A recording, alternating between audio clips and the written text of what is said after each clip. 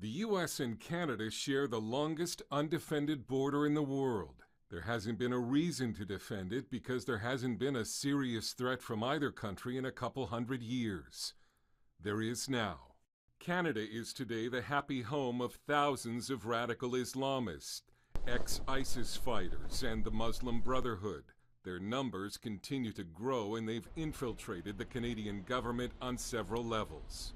Many Americans assume that all is peaceful and well with their northern neighbor, but security experts here warn that by welcoming radical Islamists, Canada now presents a danger to the United States. Terrorism expert David Harris, who worked for CSIS, Canada's spy agency, told us a major attack on the United States by Muslim extremists based in Canada is only a matter of time. Many years ago, I suggested that many of the Islamist extremists might regard Canada as an aircraft carrier from which to maintain operations against the United States. Canada is becoming a foundational sort of place for Islamists of all stripes, including the Iranians, by the way. Thomas Quiggin is one of the authors of Submission, The Danger of Political Islam to Canada, with a warning to America. He says Canada is in denial over the terror threat it's created for itself and the United States. And the denier-in-chief is Prime Minister Justin Trudeau, who welcomed returning ISIS fighters back to Canada, saying they would be a powerful voice. He's actually said in our parliament, sort of like out loud on the public record, that if you were opposed to ISIS fighters returning to Canada, it is because you're Islamophobic. In other words, it's not them that's the issue, it's your opposing their return makes you Islamophobic, it makes you racist. I think there's the idea that, well, we need to welcome everyone because everyone's wonderful, so kumbaya.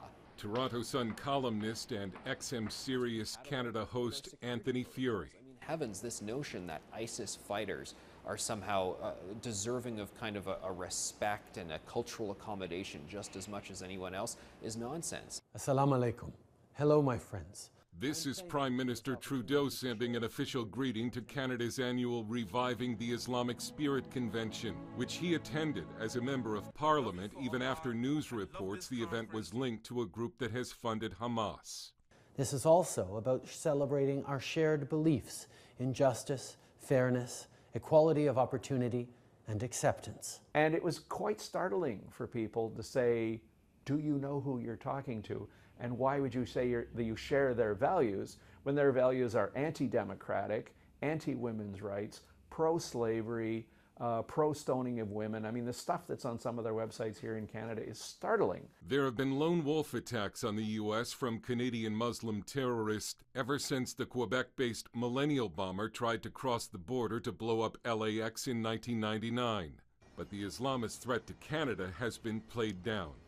July's attack on the Danforth in Toronto, where 2 women were killed and 13 injured, has been treated by the government and the media as only a mental health and gun control issue.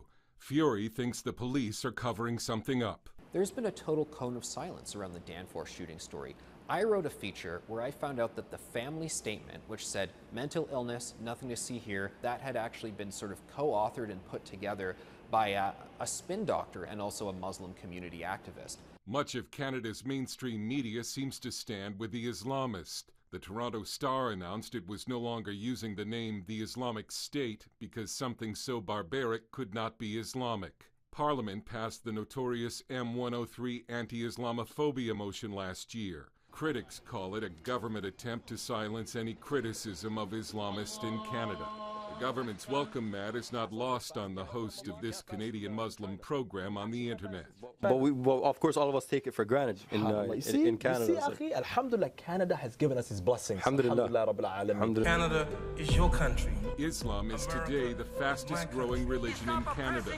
Montreal-based terrorism expert Marc Labouie says the demographic change because of immigration from the Islamic world is not only profound, but dangerous. I would say, and I claim, that the vast majority of Sunni-based Islamic institutions in the province of Quebec and also in Canada are Islamist. Labouie says Islamists have infiltrated Canada's government and its security services, in some cases at the invitation of the government. police forces such as Ottawa, where they have visited radical preachers in order to recruit them to join the police force at some point or another. But the Canadian government has done more than welcome dangerous Islamists. Quiggin accuses it of funding terrorism through its financial support of some Muslim groups. And if terrorists based here attack the U.S., he won't be surprised. In the past, I think Canada would have had a defense.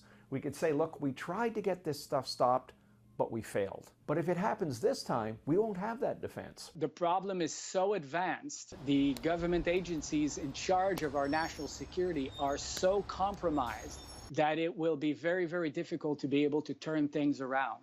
Dale Hurd, CBN News, reporting from Ottawa and Toronto.